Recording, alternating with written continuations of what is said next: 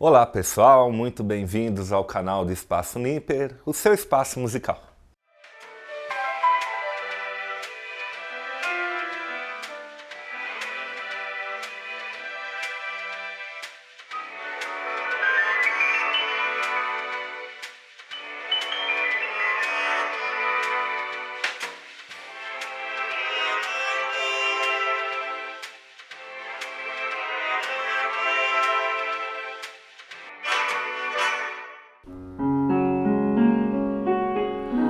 Che bella cosa, una giornata e sole, un'aria serena dopo una tempesta,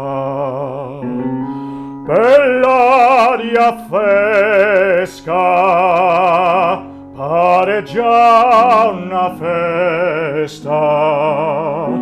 Che bella cosa una giornata e sole.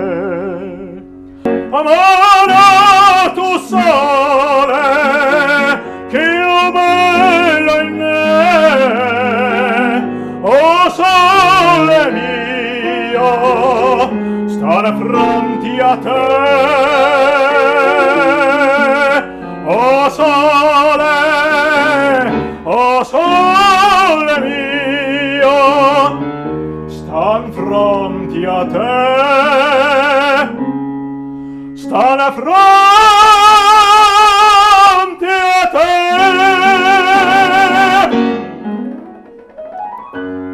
É isso aí. Lindo demais, Danilo. Obrigado, Jamil. E Obrigado. com imensa alegria no coração, a Nipper recebe hoje em seu espaço o grande cantor, tenor, professor, compositor Danilo. Obrigado. Nossa gratidão imensa, viu, Eu de que você ter agradeço. aceitado esse convite. Sempre um prazer estar junto com você. Oh, maravilha, meu irmão, pra gente falar um pouco de música, né? É isso aí. E ainda, quem não conhece a trajetória do Danilo, hoje a gente vai ter um pouco mais de acesso a ele, pois vai pontuar alguns momentos importantes na trajetória musical dele e nos contar como começou essa história. Você pode fazer essa honra pra gente? Claro, com certeza. Opa. Bem, eu trouxe até uma surpresa aqui que eu quero mostrar para você, que eu sei que você gosta muito de vinil. Eu também gosto muito de vinil. E o início da minha história começa justamente com um disco de vinil que eu trouxe aqui para mostrar para você. Puxa, que legal, Quer ver? cara. Que bacana. Ó, deixa eu pegar aqui, vai fazer um pouquinho de barulho aí no microfone. Olha só isso aqui. Isso aqui é o seguinte. Eu devia ter uns 10 anos de idade, mais ou menos. E esse álbum aqui estava guardado dentro de um armário, tipo esses armários que o Jamil tem aqui. Meu pai tinha também uma coleção de vinil, naquela época só tinha vinil, né? Tá vendo? A gente tá ficando velho, né? E meu pai tinha... isso aqui estava lá no fundo, no meio dos discos, que era um álbum que era do meu avô, né? Só de vinis. 78 rotações. E aí um belo dia, criança curiosa, né? Começa a mexer nas coisas, eu comecei a mexer, achei isso aqui, e aí tem um disco aqui, ó. Olha quem que aparece aqui, ó. Olha lá, olha o Nipper aqui. Ah, que incrível. Puxa, Né? que legal. Olha lá. Que lindo, né? Mas enfim, tem vários discos aqui, todos de música erudita, né? Então são trechos de sinfonias, tal, concertos.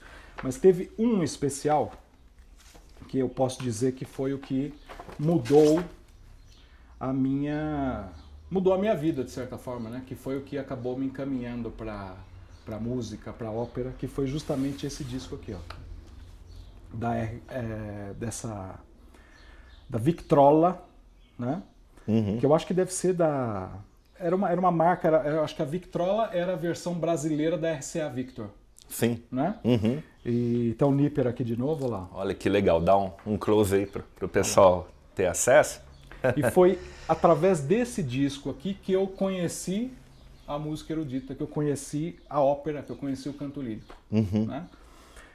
Que é um disco de um tenor italiano que chama Tito Schippa. E naquela época, para quem não conhece, não está muito familiarizado com vinil, 78 rotações, né? Cabe pouca coisa, né? No Sim. 78. Era praticamente uma música. Uma faixa é o né? suficiente. Os primeiros, inclusive, só tinham um lado. Uhum. Né? Então você só tocava um lado, não tinha como virar. Esse aqui já é um pouquinho mais moderno, digamos assim. Então você tinha duas músicas. Você tem uma música de um lado e uma outra música do outro. E para ser executado no gramofone, né? Com agulhas específicas. Gramofone. Dá para tocar no normal, mas sim. era feito para aquela agulha bruta, né? Sim. Era agulha grossa, né? A pessoa até afiava a agulha, né? Para tocar aqui e tal. Uhum.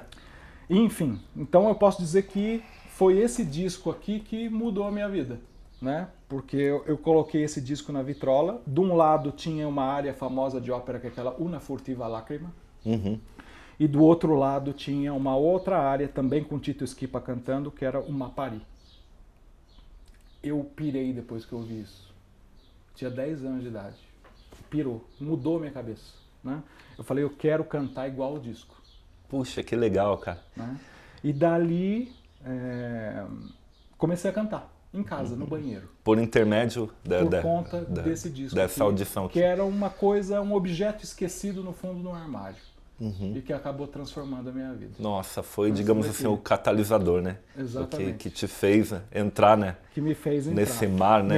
Meu pai não gostava de música erudita, não que não gostava, assim, apreciava tal, mas não era o que ele mais gostava, né? Se ouvia muito em casa jazz, MPB, bossa nova, meu pai apaixonado por jazz, bossa nova, né? Uhum. Então era isso que se ouvia, mas foi esse álbum aqui esquecido no fundo do armário que me despertou para a música erudita. Puxa, que legal demais, então, Danilo. Muito legal por partilhar com a gente isso. Justamente para mostrar para você. E até então era um segredo de Estado isso, né? Para nós, né? No caso dela. Sim, acho que eu bacana. nunca comentei isso assim com ninguém, né? Uhum. Mas achei que seria uma oportunidade de dividir isso aí com você, porque eu sei que você também é apaixonado por vinil. Demais, cara. Né? Que legal. O vinil transformou, de certa forma, a minha vida. Minha vida é antes desse vinil, depois do vinil. O que legal, meu. Maravilha. E agora o Danilo vai explicar um pouquinho pra gente, né, como que começou o seu estudo formal de canto, né? Como que, claro, depois do lance do disco, que você já injetou em você esse gosto e como foi sua trajetória como estudante da música, né? Eu gostaria de que você pontuasse um pouquinho isso. Como é que foi? Bem, depois que eu comecei, eu já estudava piano, né? Desde os 7 anos de idade. Uma tradição dentro da família. Todo mundo tinha que estudar piano, né? Mas quando eu ouvi isso aqui, aí eu pirei. Falei, nossa, isso é uma coisa maravilhosa. Para mim era uma coisa do outro mundo, assim, né? Uma coisa que eu nunca tinha ouvido. E a música, ela tinha uma intensidade, uma dramaticidade tão grande, né? E comecei a cantar, né? Cantar no banheiro. Né? E meu pai, que não era músico, né? Começou a ouvir aquilo e falou, poxa, eu acho que esse menino aí tem meio jeito para esse negócio, né? E foi meu pai que me levou para o meu primeiro professor de canto, né? A gente morava no interior de São Paulo, em Bauru, não tinha, assim, professores de canto e tal. Meu pai achou um cara que era professor de piano, mas ele regia o coro da universidade lá em Bauru. Né? É o Luiz Fernando Palô, aproveito aqui para mandar um abraço para o Luiz Fernando, não sei se ele ainda está lá em Bauru, a gente acabou perdendo contato, mas foi meu primeiro professor de canto. E aí meu pai me levou lá, falou, eu acho que ele tem jeito para cantar, né? Por favor, dê um jeito nele, porque ele está cantando lá em casa e o pessoal que passa na rua vai achar que sou eu, porque jamais vai imaginar que é um menino de 10 anos de idade que gosta de ópera, né? É uma coisa de louco, né? É algo inusitado, né? Uma criança que gosta de ópera, né? Uma coisa meio assim inusitada. E aí meu pai me levou para fazer aula com esse primeiro professor. Dali, depois conheci um outro professor, que foi o Amaury René, que era um tenor do Rio de Janeiro, aposentado, que foi morar numa cidade próxima ali, Bauru, Jaú. Do Amaury René, eu fui apresentado por uma amiga dele, que era a Leila Guimarães. A Leila tem uma história muito bonita, uma soprano. Foi a primeira brasileira a ganhar um Grammy, né? Um prêmio importante aí da música. Primeira brasileira a ganhar um Grammy pela gravação que ela fez da La Boheme junto com o Pavarotti. Ela ganhou o primeiro concurso de canto do Pavarotti. Como prêmio, ela fez essa gravação, que ganhou o Grammy. E o Amaury era amigo dela, me apresentou, na época acho que eu tinha uns 16 anos de idade. E ela me convidou, falou assim, olha, eu tô morando na Itália, tô morando em Milão. Você não quer vir para cá para estudar canto? Se você quiser estudar canto, é a Itália. Né? E eu falei, lógico, vamos embora. De prontidão. Né? E aí fui para a Itália com 17 anos para estudar canto em Milão. Depois, quando voltei da Itália, estava sem professor de canto, aí encontrei uma senhorinha em São Paulo, Dona Hermínia Russo. Quando eu comecei a fazer aula com ela, ela tinha 96 anos. Morava sozinha, tocava tudo decor. Você falava assim, Dona Hermínia, eu quero cantar a área da ópera tal. Decor. Tinha na manga já tudo. Manga. Ela tinha sido correpetidora do Teatro Municipal de São Paulo, né? Então todos os solistas que vinham de fora, era ela que acompanhava, fazia os ensaios e tal. E foi também uma coisa curiosa, ela foi o último ponto do Teatro Municipal. Né? Para quem não sabe o que é ponto, antigamente nos teatros de ópera, mesmo nos teatros, né, de dramaturgia também, existia na frente do palco uma casinha, né, em que ficava uma pessoa ali que, no caso do teatro em si, passava um trecho do texto que porventura o ator tinha esquecido, ou no caso da música, ela cantava uma determinada frase para o cantor lembrar do que vinha em seguida, né? Depois isso acabou caindo, essa coisa do ponto acabou caindo. Em alguns lugares do mundo ainda tem, então se a gente vai, por exemplo, para o Teatro Colón na Argentina, o Teatro Colón ainda tem a casinha do ponto. Né? Mas no Teatro Municipal, depois da reforma que foi feita, acho que na década de 50, eles acabaram tirando a casinha do ponto e hoje em dia não se usa mais ponto. E hoje em dia também tem o ponto eletrônico, né? O cara coloca um aparelhinho no ouvido e tem o ponto. Mas enfim, então ela era uma mulher que tinha muita experiência, né? Então, tive a oportunidade de estudar com a Dona Hermínia, depois a Dona Hermínia, perto de completar 100 anos, faleceu, e aí também tive a sorte de estudar com um grande tenor, que talvez seja aí um dos maiores tenores do Brasil, né? Que foi o Benito Maresca, né? Foi um grande tenor, um grande professor. E aí depois do Benito, prestei o concurso para o Teatro Municipal de São Paulo, passei no concurso, fiquei 10 anos cantando no Teatro Municipal, né? E depois saí do Teatro Municipal e acabei chegando aqui em Bragança. Nossa, que Então, bacana. resumindo um pouquinho essa história. Muito legal, Danilo. Mas é isso. E outro detalhe, você também é professor de canto, né? Sim. E gostaria que você explicasse um pouquinho para um leigo no assunto, né? Como que funcionam as qualificações vocais, assim. Sim. Né? Então, a gente divide, digamos assim, academicamente, né, as vozes masculinas, né, da mais grave para mais aguda, em baixo, barítono e tenor, né, e nas vozes femininas, em contralto, meio soprano e soprano, né? Então, justamente quando a gente vai ter o primeiro ali contato com o aluno, né, uma das primeiras coisas que a gente faz é justamente buscar qual é a classificação vocal, né, porque isso vai justamente impactar no repertório que a gente vai desenvolver, né, como é que a gente vai desenvolver as potencialidades daquela voz, né? Então, isso é uma das coisas primeiras que a gente precisa fazer e também uma das coisas mais difíceis, né? Porque muitas vezes engana, né? Muitas vezes a pessoa tem uma voz com harmônicos muito graves, mas é uma voz aguda. Ou ao contrário, a voz tem harmônicos muito agudos, mas ali a tessitura, quando você vai ver, é uma tessitura mais grave, né? Então é um lance que é complicado, né, de você verificar. E você tem grandes exemplos aí dentro da música clássica, de grandes nomes, né?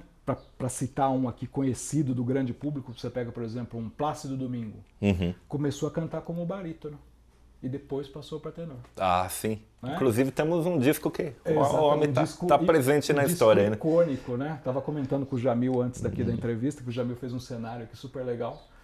E esse disco é um disco icônico, né? Porque é um disco que trouxe de volta essa questão do lance da música lírica, né? Da ópera, para o grande público, né? Sim, aliás, vamos abrir uma aspas para ele também entrar um pouquinho na história, né? Pode até mostrar para o pessoal. Esse disco aqui dos Três Tenores, né? que assim, é um disco controverso, né? Porque o pessoal mais purista, que gosta da música erudita, não gosta muito desse disco, porque é um disco assim meio que é um pouco, como é que eu vou dizer, popular demais. Popular demais. Para o pessoal que, né, que mais formal da música clássica. Mas é um disco que, sem dúvida nenhuma, trouxe luz de novo para a música clássica, especialmente para a ópera, né, para o canto lírico, porque o canto lírico, o gênero ópera, né, era o gênero mais popular da música até a década de 20. E depois começou a entrar em declínio, né? Hoje eu brinco com o pessoal assim, que a ópera vai ser algum dia o latim da música. É uma coisa que todo mundo sabe que existiu. Alguma outra pessoa sabe falar um trechinho, sabe cantar um trechinho, mas não se faz mais. Por quê? Primeiro, porque não se tem mais demanda. Né? E segundo, porque é caro de fazer. Né? Você montar uma ópera é caro. Você precisa de uma orquestra grande, você precisa de cenário, você precisa de muitos cantores, você precisa de coro, você precisa de balé. Então é um espetáculo caro. Né? Então esse disco é um disco muito importante porque é justamente isso, né? Eles trouxeram luz de novo para essa trazer para um público que de repente, né, desconhecia jovem, totalmente. Sim, você tem muitos jovens hoje que gostam de música erudita, que escutam esse estilo, até que viraram cantores por influência o grau de importância que esse álbum tem então, na história da música, né? Sim, é muito legal, muito legal. Tá, que bacana. E de volta para o altar, né? Sim. Aliás, esse arranjo, né?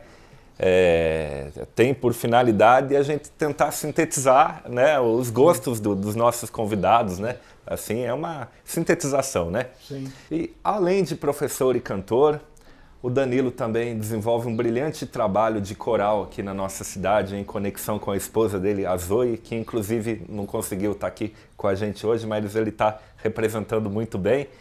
E esse coral já ganhou uma grande notoriedade, uma grande dimensão, não só aqui na cidade, mas na região. Fez também um lindo trabalho de tributo aos Beatles, sim, né, sim. Danilo? A qual eu tive a honra de participar também, de estar junto ali nas teclas. Enfim, conta um pouquinho também de como que foi a ideia do coral, como que foi concebido o embrião dessa história do coral pra gente, por favor. Eu cantei em coral, tanto eu quanto a Zoe, né? Nós cantamos em coral a vida inteira, né? Desde criança, né? Em coros infantis, em coro da igreja, né? E depois profissionalmente, né? No Teatro Municipal, enfim. Então o coral é uma coisa que está no sangue, né? E eu comento com as pessoas que para quem canta, o coral é uma escola. Né? Porque no coral você pode se permitir errar. Né? Então ele serve para desinibir muito também, né? Como você está cantando no meio de muitas pessoas, é uma coisa assim bem... Até brinco com o pessoal. Você lembra aquele personagem que tinha do Chico Anísio, o Tim Tones? Que ele tinha uma frase, quando ele ia passar a sacolinha, ele falava assim, quem tem põe, quem não tem tira. E no coral é assim, quem tem coloca, quem não tem fica com a boca fechada ali e deixa chegar rolar, no ponto que você lembra da melodia ou que a voz acompanha, né? Então o coral é muito democrático. Né? Então logo que a gente chegou aqui em Bragança, veio essa ideia, falou, a gente precisa formar um coral, né? E no final das contas acabou acontecendo assim por um acaso, né? Porque tinha um grupo de amigas da Zoe, que uma delas ia se casar, né? Que é uma amiga nossa, Gabriela Montanhana, se estiver assistindo aí, um abraço, Gabriela. E as amigas queriam fazer uma homenagem. Queremos cantar no casamento da Gabriela. Aí viraram para a Zoe, Zoe, você não ensaiaria, a gente não faria um coral tal? Tinha umas 6 pessoas, uma coisa assim. Aí, nessa brincadeira, passou o casamento, o pessoal quis continuar. Vamos continuar, tal? E aí, nisso, o coral foi crescendo, de 6 pessoas passou para 10, de 10 passou para 20, de 20 passou para 30, de 30 passou para 40, e hoje a gente já tem mais de 40 pessoas aí no coral. E a gente procura, como você falou, fazer uma programação assim bem diversificada, né? Então, alternando programas de música popular, né, como Beatles, né, com programas de música clássica. Então, por exemplo, o ano passado, no mesmo ano que a gente fez Beatles, nós fizemos Vivaldi, né? 2 coisas assim, Nossa, né? e legal demais isso. E isso é uma coisa muito legal e é uma experiência musical legal para as pessoas, né? Porque nos Beatles, o pessoal teve a oportunidade de ter ali contato com uma banda profissional, né? Então, com músicos profissionais ali e tal, fazendo rock, né? E ao mesmo tempo, na música erudita, tiveram a oportunidade de cantar com uma orquestra, né? Que não é uma coisa tão fácil, né? Você conseguir ter essa oportunidade de cantar junto com uma orquestra. E para quem gosta de música é uma experiência fantástica, Nossa, né? Uma coisa de arrepiar, né? A hora que a orquestra começa a tocar ali, você começa a cantar, é uma coisa transcendente, né? Então, é um trabalho que a gente vem fazendo, é um trabalho muito gratificante, né? Você pegar muitas vezes um grupo ali de pessoas que são leigos muitas vezes, né? É uma catequização musical mesmo, né? Digamos musical, assim, né? Exatamente, né? E você conseguir fazer aquelas pessoas absorverem aquela música e transformar uma coisa assim do nada numa obra musical que as pessoas escutam e admiram, né? Então é um trabalho super gratificante, né? Pra gente, pra mim, pra Zoe, é muito gratificante. É uma coisa que a gente faz com prazer. Sim, e é impressionante. No caso, eu acompanhei de perto o coral, sempre acompanho, né? O resultado que vocês conseguem extrair, às vezes com pouco tempo, né? Vocês têm uma maestria para lidar, para administrar os talentos, né? Sim. Né? Muito legal tudo isso. Eu costumo dizer para o pessoal o seguinte, que ser engenheiro de obra pronta é fácil, né? Você pega um cantor profissional, né? E você fazer ele cantar bem, não tem muito mérito, né? Agora, eu acho que o mérito está justamente nisso. Você pegar um grupo de pessoas, às vezes, que nunca cantou, né? E você conseguir, como você falou, em alguns meses levantar uma obra, levantar um repertório, né? Então é uma coisa que até a nós mesmos às vezes surpreende e emociona, né? De você falar, poxa, conseguimos fazer isso praticamente do nada, né? Então é uma coisa muito legal, uma coisa muito prazerosa e o retorno é imediato, né? Você faz e você já vê o resultado. Né? E isso é muito legal. Né? Puxa, não tem preço isso, né? Transcende valores, né, Danilo? Exatamente. Agora o Danilo vai explicar um pouquinho pra gente como funciona as aulas de canto, para quem está pensando em entrar num curso de canto ou até mesmo no coral, né? Você pode dar uma luz assim para as pessoas entenderem um pouquinho? Claro. Sobre isso, como funciona. Tá? Bem, vamos lá. O coral eu acho que é o primeiro passo, né? Para quem gosta de cantar, entrar num coral, pode ser o Coral Bragança, nós vamos ter muito prazer em receber vocês, ou qualquer outro coral, né? Um coral da igreja, enfim. Porque o coral realmente é uma escola e é um lugar que justamente serve não só do ponto de vista musical, mas para desinibir também, né? Porque às vezes cantar sozinho é uma coisa que inibe, né? Mas quando você está ali no meio das pessoas, isso se torna mais orgânico, mais fácil, né? Então, acho que para quem quer começar a cantar, procure um coral, é o primeiro passo. O segundo passo, como tudo na vida, para você conseguir melhorar, né? Nada melhor do que você procurar uma ajuda, um profissional que possa te dar um encaminhamento, né? Então, as aulas de canto são importantes, né? Às vezes o pessoal pensa assim, a aula de canto é só para quem quer ser cantor clássico, para quem quer ser cantor erudito. Não. A aula de canto é para todo mundo, né? Assim como o piano, não é isso? Sim. Quer dizer, não importa se você toca piano popular ou se você toca piano clássico, né? Tem uma parte da técnica que é igual para todo mundo. Sim. Né? Então, acho que para o desenvolvimento do cantor, a aula de canto ela é importante, a aula de instrumento, enfim, né? Uma base musical, que isso eu também comento com os alunos, né?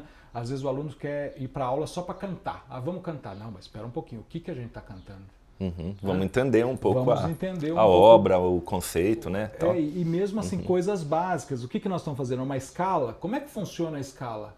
Né? Qual que é a relação que existe dentro dessas notas? Né? Quer dizer, estimular um pouquinho o ouvido, né? Então tudo isso faz parte. E criar esse pensamento analítico também, né? Embora a música é a linguagem das emoções, mas tem que ter esse equilíbrio, né? Exato, tem que ter um pouquinho de lógica, tem que ter um pouquinho de racionalidade também, né? A música não é só uma coisa etérea, inspiração. Ela tem uma matemática ali dentro. Muito. Aliás, às vezes o racionalismo antecede o emotivo até, né? Exatamente. A pessoa vai lá, absorve bem e agora sim, vamos colocar a emoção. Você tocou num ponto que eu acho que é fundamental. Eu acho que a técnica te libera para você entrar na emoção. Justamente. Né? Então, se você domina a técnica, você está livre para começar a sentir a música. Sim. Agora, se você ainda não domina a técnica, fica difícil você se libertar dela para você começar a sentir realmente a música, né? Você entrar mais nesse lado da emoção. Né? Então, para resumir, acho que as duas coisas têm que andar em conectados. conexões, né? Você tem que De ter mão conexão. dadas. Exatamente. Aham.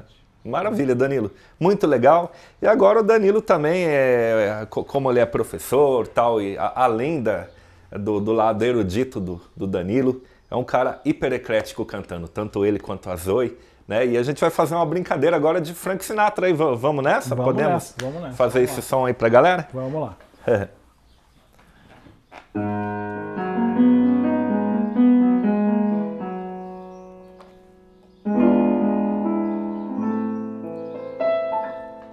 Fly me to the moon and let me play among the stars.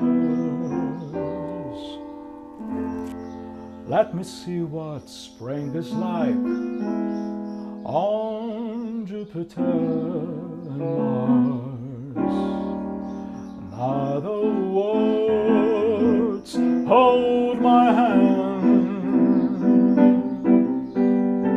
Now the words, darling, kiss me.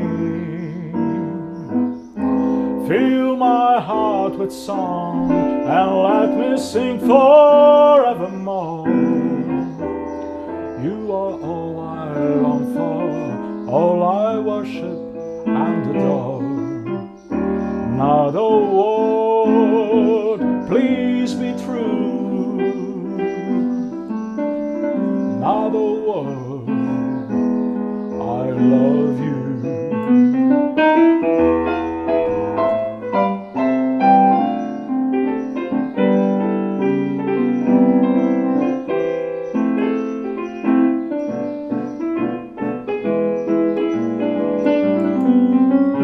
Now the words hold my hand. Now the words, darling, kiss me. Oh, fill my heart with song and let me sing forevermore. You are all I long for, all I worship and adore. Now the words, please be true. In other words, in other words, in other words, I love you.